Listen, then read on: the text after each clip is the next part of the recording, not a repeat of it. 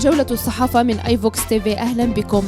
تفاصيل تورط منظمة دولية في الإساءة إلى المغرب تسيطر على العناوين. يومية الصباح كتبت شريط فيديو يفضح تورط أمنستي في أجندة البوليساريو. يومية الأحداث المغربية كتبت لوبي الجزائر في فرنسا يفشل في هجومه الإعلامي والحقوقي على المغرب. الخبر يروي تفاصيل تورط منظمة العفو الدولية والجزائر في الإساءة إلى صورة المغرب سياسيا وإعلاميا حسب الأحداث.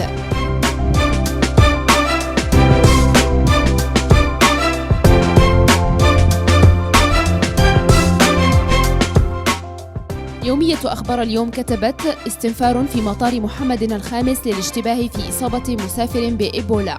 مدير التواصل بالخطوط الملكية المغربية أكد أن سبب الاستنفار الاشتباه في إصابة مواطن من سيراليون بفيروس إيبولا. ارتباطا بإضراب 23 من سبتمبر، مخارق يهدد بوقف الماء والكهرباء وشل الموانئ والأبناك في المملكة. خبر على أخبار اليوم دائما.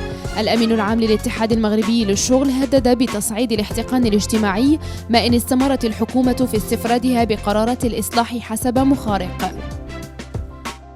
عن الحكومة دائما، هكذا يستهدف بنكيران قاعدته الانتخابية. عنوان الملف السياسي على يومية الأخبار يتعقب آخر استعدادات حزب العدالة والتنمية للاستحقاقات الانتخابية المقبلة بعدما أسمته الجريدة تراجعا طرأ على شعبية كوادر وقيادات الحزب. مصانع المحمدية مختبرات الموت تهدد حياة السكان. العنوان لروبورتاج على يومية المساء ينذر بكارثة بيئية قد تعصف بالثروة السمكية لمدينة المحمدية بسبب المفرزات الكيماوية للمختبرات المنتشرة بها.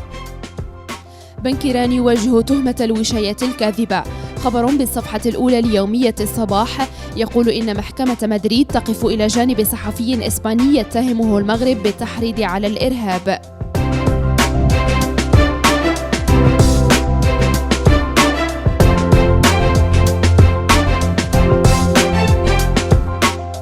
من أخبار الرياضة نختم جولتنا لهذا اليوم بالعربي رسميا في لائحة الزاكي. تكتب يومية أخبار اليوم نقلا عن مصادر. المصادر أكدت أن لاعب باير ليفركوزن الألماني بات رهن إشارة الجامعة استعدادا لمعسكر أكتوبر المقبل.